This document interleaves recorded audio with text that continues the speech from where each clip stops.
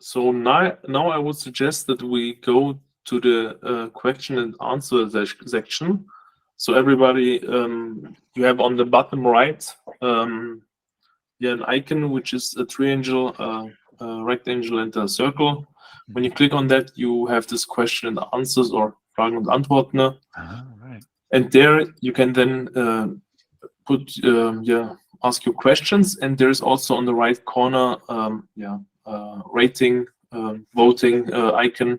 So just give you, I think, a minute to have a look, or a few moments.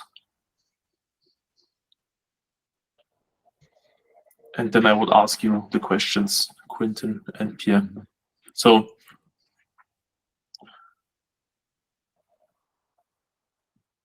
maybe we can start with one question and yeah. So at the moment, the highest ranked question was one of mine. We talked about it already in the preparation, and the question is, what about the S work? Yeah. Question comes up a lot. Guaranteed to come up, and it comes up for FaST because FaST is a self-organizing system.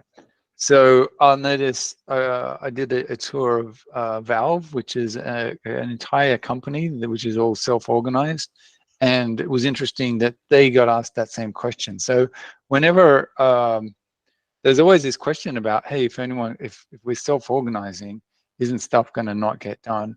The reality is the exact opposite, because I think what people want is the ability to take some ownership. So once people have ownership, they do it. So it's just a non-issue.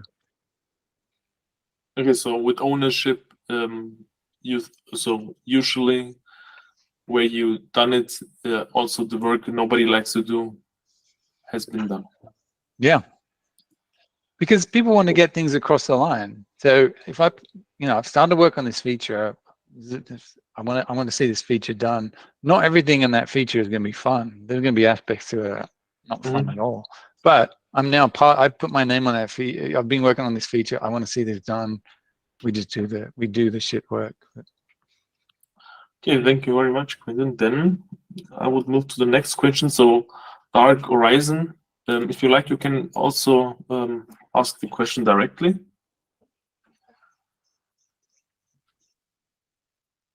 If you like, otherwise I would just, on a train. So Dark Horizon asks, how do you cope with environments where domain knowledge is key? Do you trust that the right people will show up for the right job? What if only people apply for a feature who in fact are not able to do the job? Yeah, okay. So lots of questions in there. So let's start with, how do you cope with environments where the domain knowledge is key? Okay, so all right, so something comes up in the marketplace, and or it's really important for the product where we are now that this thing happens, and this thing is, there's a lot of domain. Let's say there's 2 people that have the domain knowledge around that thing. So as a collective, so this is the product manager would say, might say this if it doesn't come up. Product manager might say, hey, I know that Dark and Kai are the 2 best people that know about this. Kai, can you be do you mind being the steward for this? So the product manager can kind of see it. But if Dark and Kai aren't available that cycle, then we just don't put that into that cycle. We say, hey, let's leave this for Dark and Kai to come back. And by the way, when it comes back in, can we get more people in here to start getting T-shaping and start spreading this domain knowledge?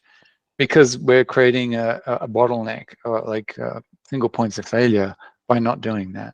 So that's what we try and do in FaST, is to spread knowledge as much as possible and avoid that. Do you trust the right people to show up? Yes, and they always do. But as I gave an example there, the product manager can kind of see it. So before we go from marketplace to actual we look at the board and we go, does this make sense for what we see here? And so we might shuffle it. We go, you know, there's some strong dependencies here. Let's just let's hold this one off. So we can, there's a bit of sense making at the end of that. Rarely do you need it, but that is there. So yes, the right people do show up for the right job. And if only people apply for the feature who are not able to do the job. Okay, so, and that's part of the shuffling piece to say, hey, are we ready to go? Does this make sense? And the feature steward, story steward for number 5 says, the team steward for number 5 says, well, I picked this one, but I picked it because I'm interested in working on it, but I really need some help from a designer, and I don't have a designer here. Can I ask for a designer? So then we'll call that out, and if we can get a designer, the designer will say, yeah, okay, I was over here, I can switch over there. So this is where the little shuffling comes around in the marketplace, where we need to make sure that each of those teams is capable and ready to do what they need to do. Does that answer the question? Dark, maybe just a short notice in the chat. Thanks a lot. Yes. Cool. That's great. Thank you very much.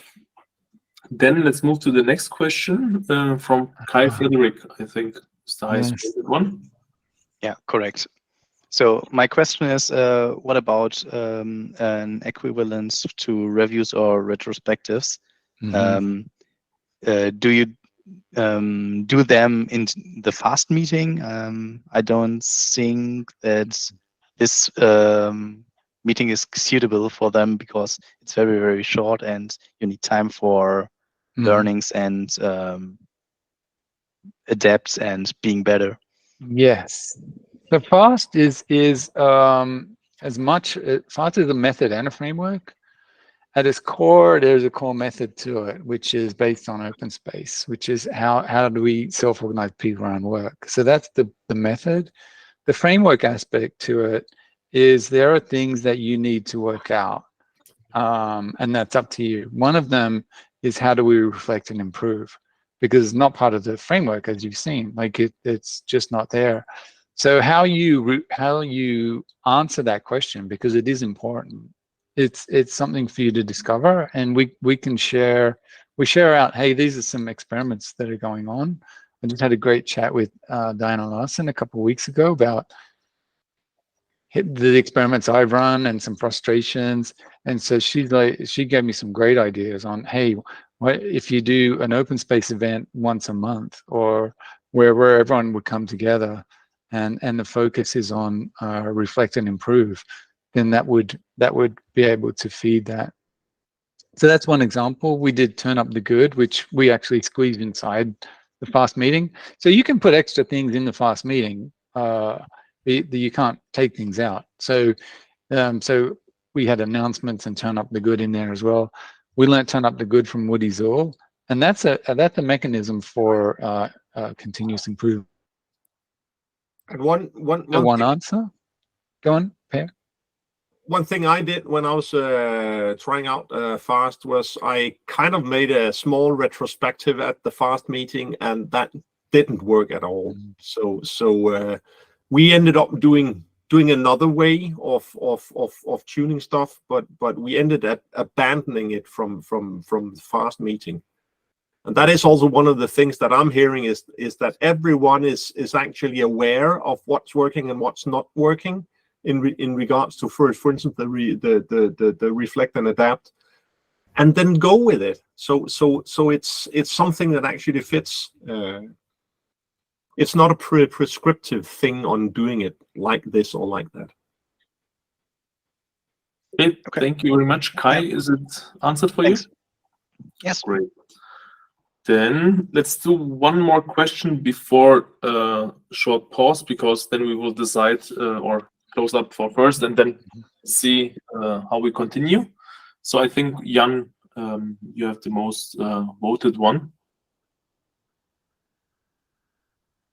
And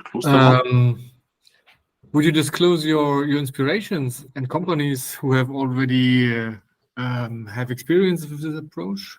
Part of it reminded me on the way Tesla is told to work, especially this distribution of work part in the FaST meeting sounded very much like stories from Tesla.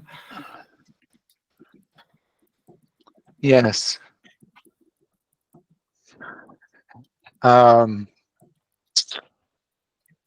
Yes, it's good to hear. So I'm hearing more and more stories around that are very similar, similar in nature. Tesla being one. There's another company I was just reading about. I posted on LinkedIn. I can't remember the name. That again, we're doing something very similar where dynamic tribes. And it's funny, in FaST we used to call it tribe, and we changed the name to collective. But yeah, so I have heard the stories from Tesla. I haven't heard them validated, other than from the storytellers. So I can't really comment on that. But it would be nice if that is what was happening. I would be very excited by that. So then let's maybe wrap this up for now. So I think Quinton and Per have some more time, but for everybody who planned it until 8, I would say let's do a short close up or wrap up here. So everybody who joined, thank you very much. We have also a survey regarding this event. So if you like to have some opinions to share about how is the Agile Tuesday, how did you like FaST Agile, how did you like this event, you're welcome to give us your feedback. And I saw also in the chat that Quinton and Pierre will have a meetup this Friday for some more questions, if you can plan it. And thank you very much, Pierre and Quinton, for this presentation and simulation. It was very great, very nice to see all your thoughts and great ideas, and how much you can adjust it.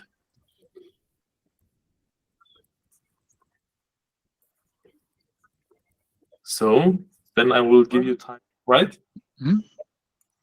So I think Michael has raised his hands. So did you have another question or some comment, Michael? Yes, it's just a quick one. It's the same question I've asked Per when I had was lucky to be presented from him, and with this enthusiasm, and it was absolutely amazing. And thanks again for that, Per. For picking everything apart and making my mind wander. No, really. Michael was the one that was kind enough to make my head explode. But continue, Michael, because it's really good.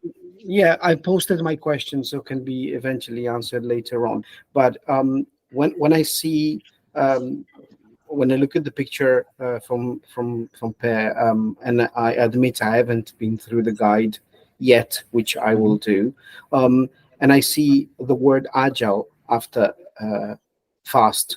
I was expecting this approach to adhere to not just the 4 statements, but to the principles. And before joining today, I was missing where you comply with delivering value within 2 months or 2 weeks, with preference for the shortest. And after the session, as I posted in the question, if you don't have a mandated opportunity for inspect and adapt and improve, how do you comply with the regular intervals so the team reflects on how to become more effective? Which this is not an attack to the framework, because or the approach or method, because I think self management, self-organizing sometimes is the only way in some scenarios where everything else fails. But is that addition of agile that makes me wonder? And as I said to Per, if I look at the picture and I don't read the word agile, it's absolutely fine and probably will work much better than any other stuff we see around, not to mention something specific. Yeah. So it's a good point. That So FaST is an acronym for Fluid Scanning Technology, and that is the actual name of the method. And if you use it in an agile context, it becomes FaST Agile or FaST for Agile. Shortens down to FaST Agile, which is what most people will use it for. So if you are going to use it in the context of agility, then you are absolutely right. You need to consider what do we do about reflect and improve, which is why it is part of the framework.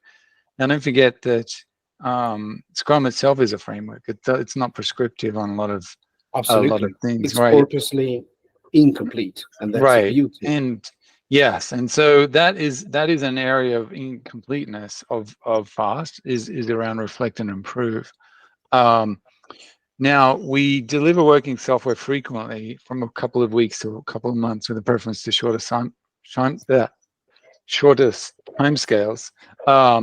Again, so that is hey, if we're going to call ourselves agile, then we need to be delivering working software frequently. So I will counter with I've been on many Scrum teams. We get to the end of a sprint, we do a demo, and we do not ship any software. So just giving a demo in front of your stakeholders does not mean value. I agree with you. Does not mean you're delivering software, right? Right. So so you can do, yeah. So I absolutely agree. Like if you want to call yourself agile, then you need to be delivering value. So where in FaST value, let's say, and the Agile Manifesto is a little dated now. It's all focused on delivery. And let's stay with that. Let's say we're in feature factory mode. FaST works in feature factory mode and in a more modern mode of discovery and delivery. But we're in feature factory mode, which means features go out. We need this delivered into production. So that happens when it happens. So the moment anything is ready, because here's the other thing it says in the Agile Manifesto, which I don't think I've ever seen it, is that we should be talking with the business people daily. So FaST really does promote that more than Scrum, which kind of says, oh, you don't need to talk to the business. We do that every 2 weeks. FaST says, hey, I need to talk to the business. We do it right now. So you grab someone. Sorry, to be precise, we have an opportunity no later than 2 weeks. Nowhere is prevented to have daily conversation. The fact that it doesn't happen, I agree with you. The same with this previous point. You've seen, I've seen, a lot of people have seen Scrum teams not delivering value after not 1, not 3, not 10, not 10 sprints. I'm not picking on Scrum, right? No. We can have the same conversation. Yeah, you can specify things, and that doesn't mean that you can still do Scrum and not be agile. If a framework calls itself part of the agility, they should comply with those rules. Right. So my point was not just to be very propositive here and not against. As I agreed with Per, well, my position was, if you just remove the word agile, agility, whatever, I think that this framework has its own strength and can answer to your valid observation. Maybe the manifesto, as is written with that language, might be all dated. So until and unless they want to change it, right? Probably for some scenarios, FaST is the answer. I really believe when the purpose, when the vision, when this kind of collective agreement and taking ownership of the result is what you need. I think that Scrum, for instance, is not the right framework. I'm very open to that, right? We need an alternative, and I will be even stronger. Sometimes we need an alternative to agility as to waterfall. What stands in the middle? Maybe FaST is the answer to that question. So thank you very much, Michael, for your contribution. And I think the question are answered right. So I think you can discuss this a lot longer if you like, and there are a lot of topics which we can have arguing and talking about. But if it's okay for you and everybody, let's move to the next question. And next question, which is rated, it's from Mats Olof. Mats Olof, do you like to ask your question? Yeah. Do you hear my voice? Yeah. I have a lot of PC or the Mac problems. Question is a little bit more soft question. We have now 20 years or how many years, I don't know, learned that team is the base for delivery. Mm-hmm. And we have the trust is the base in the 5 dysfunctions of a team. Will it work? Will it not? If you don't have the trust, that's the base, and you will lose the whole business if the trust is not working. But at least you will not be a good team. And now we don't have a team at all. Say we are 15 people, then perhaps we still can know each other and build up some kind of trust. But if we are 20 or 30 or 40 people, it will be very, very hard to build this unity and psychological safety. How do we do with this people that don't speak up normally? Will they ever blow flower? What would you say? Flower in this environment? Yes. Yeah, that's a good question. From your experience. Yeah. So, yeah, a lot of FaST is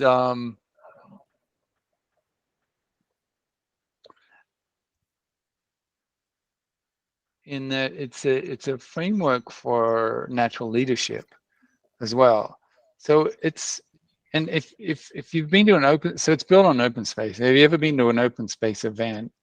You'll see how it's an opportunity for anyone and everyone to speak.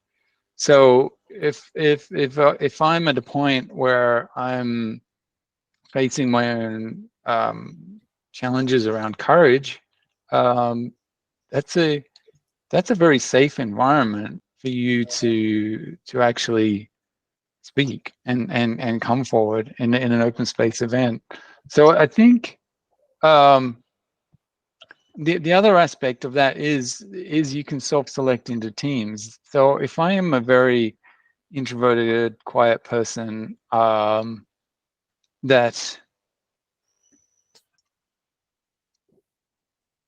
is more comfortable with being with other people, well, I'm going to decide who I feel most comfortable with, and I'll look at the teams as they form, and I will purposely go to that team because that's where I feel safest, or that's where I'm able to practice my voice.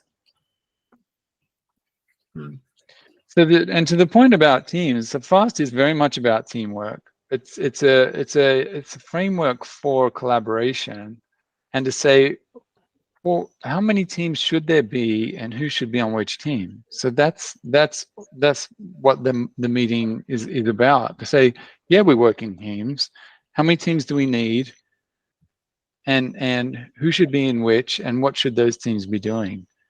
That's the entirety of the method. So it's still about teamwork, very much so. Psychological safety needs to be part of the collective agreement. So how do we as a collective want to be treat and be treated by each other? And it breaks the problem of siloing that happens in teams, because if I'm in a static team, we get a certain culture that is true for our team. The next team across, they're going to build their culture that is true for their team. But culture for 2 days. Sorry for interrupting. Culture for 2 days seems tricky. Yeah. So it's a little misleading. So we meet every 2 days. The actuality of it is the teams become very semi-sticky. So there's not a lot of movement that does go along. Just because we have the opportunity to, that doesn't actually happen. So you don't randomly pick a team. So mostly what happens is you say, hey, yeah, I'm interested in that feature. I'm going to go there. you tend to stay with that feature until it's through. So the teams do become feature teams or component teams, and they kind of stick together. So the teams that are semi-sticky. Does that answer your question? Okay, it makes it a little bit more clear from practical Yes. experience that you have some kind of team, Mm-hmm. some kind of team that lives a little bit longer. And Mats, if you've been to an open space, you'll notice that over a 2-day going to different sessions, you probably notice that I'm in another session with Michael, and well, all the time, because I have this kind of interest, it ends up with a lot of the same people, and that is the same that well, at least I've seen with FaST. And also sometimes, well, what we did was make sure that some of the more juniors were, I wouldn't call it shuffled, but invited in to learn on different domain aspects and different types of technologies, to make sure that their mastery was enhanced deliberately. That would have been the other question, because the Scrum Master, it used often to be the Scrum Master's task to make sure that the newbies are coming up and are growing fast. And now you don't have these guys. Before going to that question, Olof, maybe let's continue with Dimitri's question, because I'm thinking it's going into that direction from your first question. If you still have it, Dimitri, please. Actually, it was answered. It was more about like, do the team stabilize? Because I would expect that eventually team would stabilize if you like start working with some people and you like them, you don't want to change team. And I wanted to basically ask, like, we don't force people to change, right? We just give the option. So if someone doesn't like a team, let's say they can drop out, or maybe their skills are not needed anymore there, so then they go somewhere else. Yes. Yeah. But I yeah, think law of 2 feet is always in play, or the law of mobility it's called now. So yeah, if I go join a team, and there's different reasons for picking a team. I might join that team because I've been with them a long time. I like them, so that's called homophily. Or I might go to that team because I care about. I've been working on that feature. I just want to see it through. I might go to that team because that one's going to stretch me. I might go to that team because there's people there I haven't met before and I want to meet them. I might go to a team because I've been working on back end for so long and want to learn about front end. So I'll go to that team because there's lots of front end work. So there's different reasons for you to pick a team.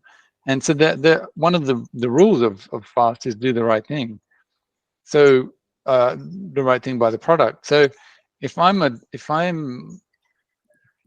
got domain knowledge and my domain knowledge is needed, then the right thing for me to do is go to that story that where I'm needed, right?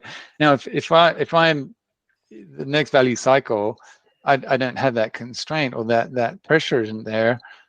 So what is the right thing for me is different. That next value cycle, hey, I can be working on my mastery, on being more T-shaped, on learning more about the rest of the collective. So these are all right things to do, and we let you decide what the right thing is.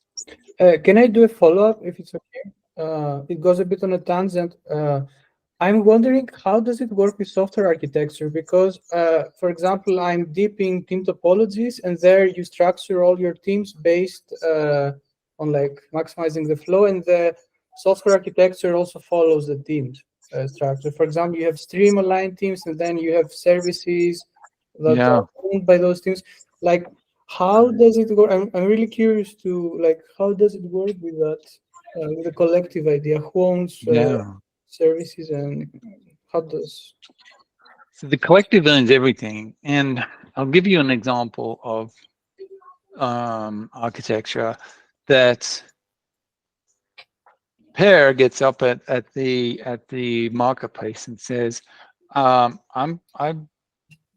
I think we need to have an architecture discussion. I think there's a common component layer that's coming out that we're deep enough in the code. I think it's now starting to speak to us. And I think there's some architectural work that needs to happen. I'm going to be over in room number 2. So Per's going to kind of take that ownership because he's got a really strong architecture skill set and hat, and he can see it forming. And then anyone that's really interested in architecture will go over to room number 2. And or Per can also say, hey, I really need, Michael and Jan and Mats in there if you can come along, because I know you guys have expertise in blah, blah, blah, and I want you to see what I'm thinking. So call that out. And now those people are there. They're going to get on the whiteboard to go, does this look good? Yeah, this looks great. At the value cycle ending, they say, yeah, the architectural discussion happened. Go check out the wiki. There's a great diagram there. Or if it's like we got through it in day 1 and we go, all right, let's split up and go into these other teams because this is impacting them right now. Per says, I'll go over into team 2. Michael says, all right, I'll go into team 3, and we'll present to them this new, what the architecture is and how it's going to impact them. Is an example. Thank you. Is it okay for you, Dimitris, to move to the next question? I think we have 10 minutes left. Let's try to cover 2 more questions.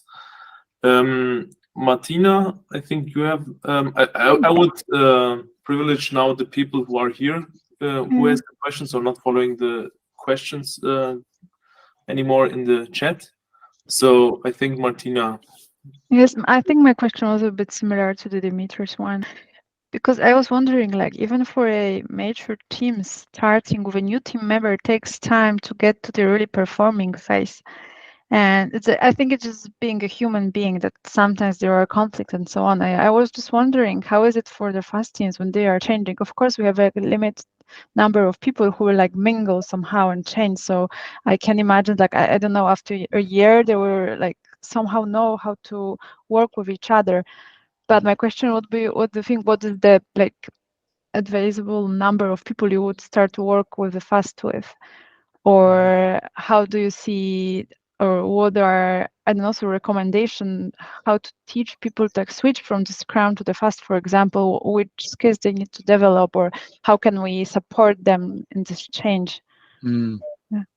Yeah. Okay.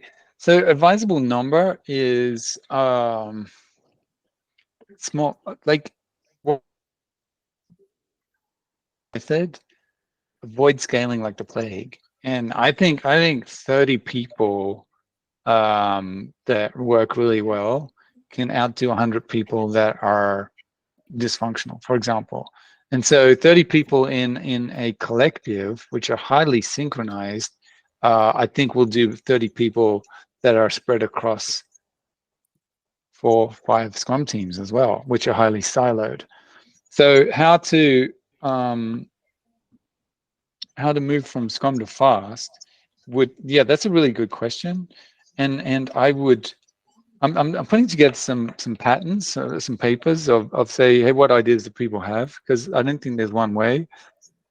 But I'd say, hey, for this next sprint, why don't we, as just one Scrum team, why don't we do something more flow-like and say, all right, hey, product owner, give us a story map and let's talk through it. All right, what do we think we should pull from the story map? Right, so rather than the product owner pushing, you're going to pull and have a little open space-ish like thing and say, well, I think, and we can say, if you pulled something from there, we need to collaborate, make sure there's 2 or 3 people with you. We got that. Okay, everyone in the Scrum team is now in a smaller team, sub-team. Great, go work for this sprint. If you finish your work item, come back and grab something else, or go join another team. There's different options what you can do. One of the other sub teams, and then that gives you a feel for, hey, does this work for us? If that works, then particularly if there's another Scrum team that you have strong dependencies with, merge. and use the same pattern again. So now we're one collective and say, hey, as a collective, here's our combined work. And so dependencies start resolving themselves. That's one of we're saying fast dependencies resolve themselves because of that mechanism. Answer your question?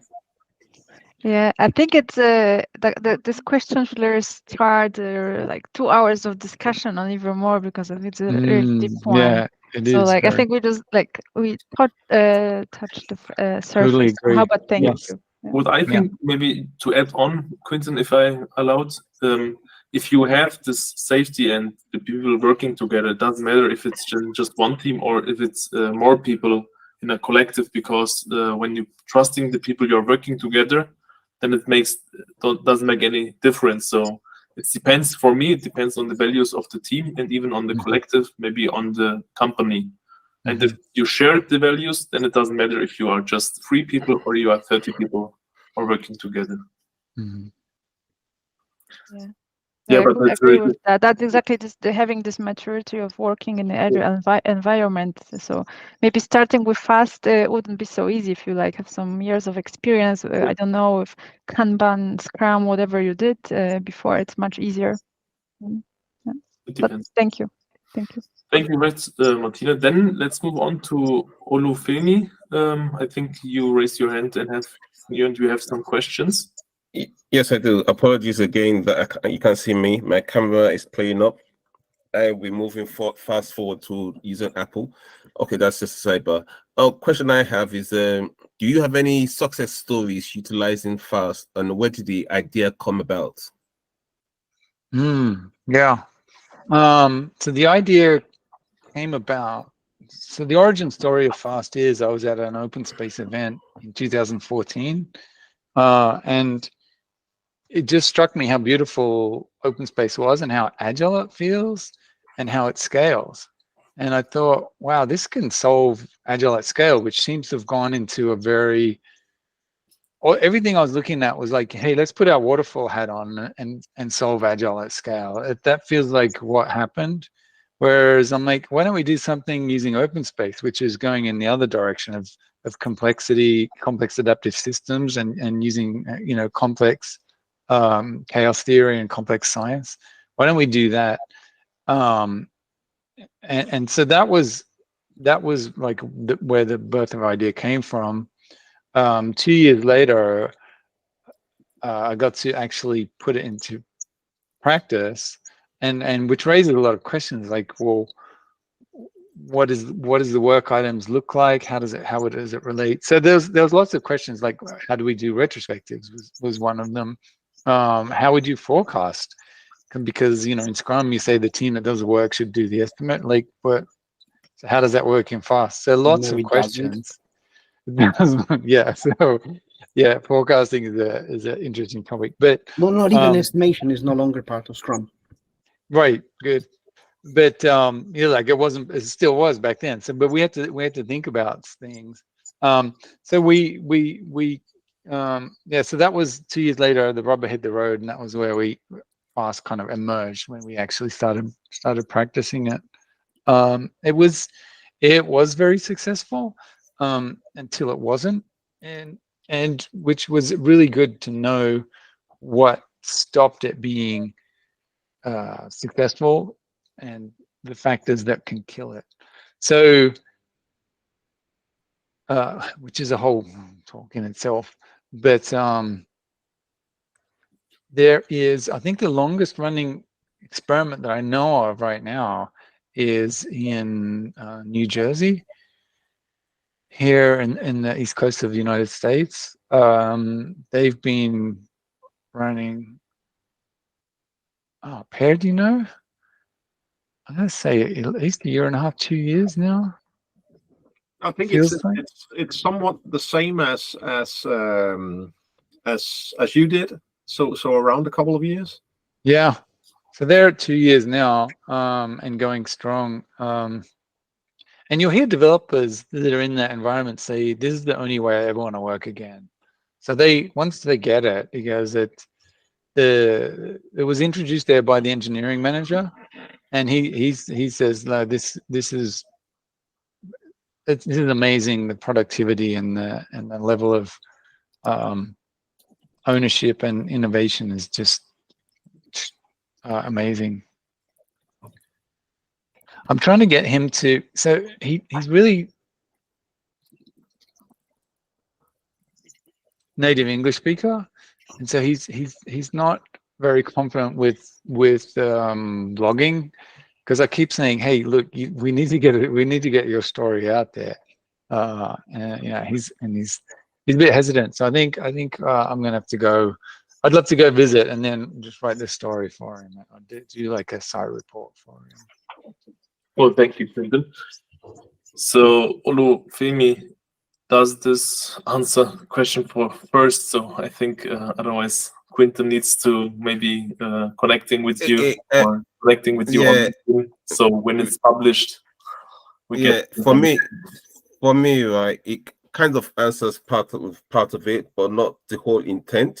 So I was gonna make a suggestion. Maybe it'd be good if we could have like a webinar and you go through an introduction on the actual. I'm using my hands, so you can't see it. You go over the actual. We go over. I see Michael laughing because he knows. We go over the actual guide, so we can have a proper understanding. Maybe that one will be forced to process asking proper questions, because I really didn't get the tangram thing what we're doing, because I've never come across it before, and I was struggling to understand that before I said, you know what, I want to take a back seat, then move forward later on. But I think that might be a good idea. I don't know what everybody else thinks. Yeah, come to a 2-day class, because even like Per and I've been to a 2-day class, and even we're saying I don't know if this should be a 3-day class even, because you get to the end of 2 days and still, I think it's going to end up being a 3-day class. Yeah, there's a lot.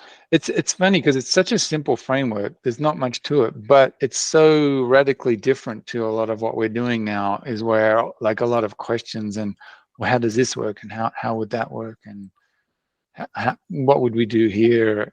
And then in the class we dive deeper into the why it works too. So into complex adaptive systems and you know, autonomy, and what does autonomy really mean. So yeah, Per, do you have details of the classes you can share out? Yeah, well, we have the classes inside the inside the mirror. Yeah. Oh, there they are. Yeah. Yeah. So at the bottom of the Miro, these are currently the classes that are planned.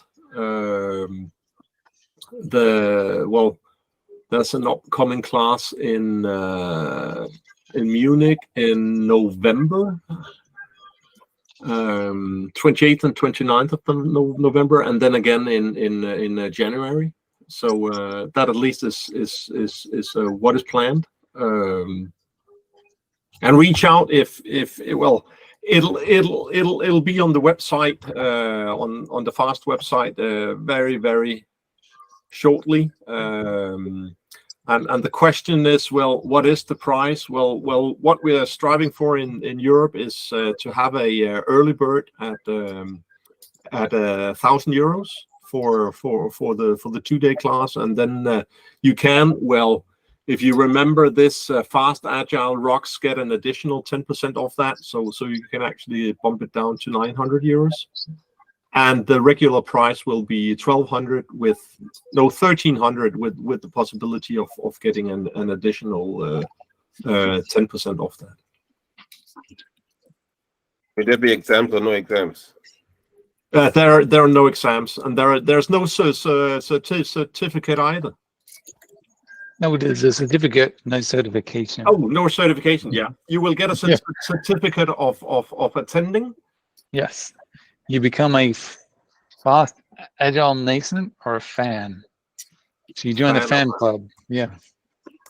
That's that, and within that, Quinton is playing around with the words. So a FaST authorized trainer, as I am, I'm a FAT. Very cool. Thank you. So I think we are, it's almost time to wrap up for today.